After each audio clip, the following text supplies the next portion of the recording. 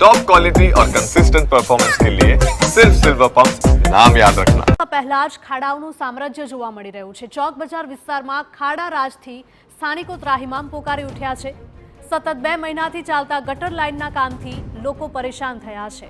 ગટર લાઇન નાખવા ઠેર ઠેર રસ્તા ખોદી દેવામાં આવ્યા છે। બિસ્માર બનેલા રસ્તા પર અનેક વાહનો અટવાઈ પડ્યા હતા।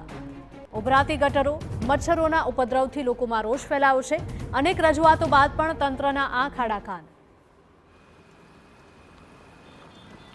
સુરતના ચોક બજાર વિસ્તારમાં છેલ્લા 2 મહિનાથી કંઈક આવી જ પરિસ્થિતિ છે। ગટરની નવી લાઈનો નાખવા મનપાએ રસ્તા તો ખોદી કાઢ્યા છે, પરંતુ ચોમાસા પહેલા આ કામગીરી પૂર્ણ કરવાનું તેને યાદ જ ન આવ્યું।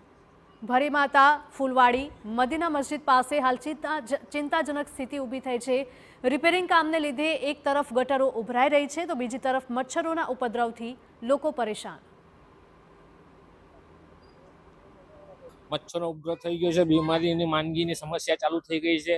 હમણાં વચ્ચે 2-3 દિવસ જે વરસાદ પડ્યો એમાં એટલી હાલાકી થઈ ગઈ કે લોકોને ચાલવાનું બી મુશ્કેલ બની ગયું અને જે તે અધિકારીઓ રજૂઆત કરતા થઈ જશે ને બસ ખાલી દિલાસો આપીને ચાલ્યા જાય છે।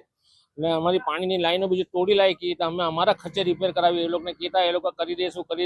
4 દિવસ અમે પાણી વગર રહ્યા છીએ અને ઘણી મુશ્કેલીઓનો સામનો કરી રહ્યા છે। જે રસ્તા પર ચાલવું પણ મુશ્કેલ છે, તે રસ્તા પર વાહનો ચલાવવા લોકો માટે માથાનો દુખાવો સાબિત થઈ રહ્યું છે।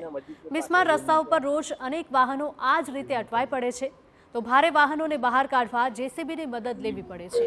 લોકો દ્વારા વારંવાર રજૂઆતો છતાં એસી ચેમ્બરમાં બેઠેલા અધિકારીઓના પેટનું પાણી નથી હલી રહ્યું। સવાલ એ છે કે વગર વરસાદે જ્યારે ચોક બજાર વિસ્તારમાં આ સ્થિતિ છે, ત્યારે ચોમાસું જામ્યા બાદ શું હાલત થશે।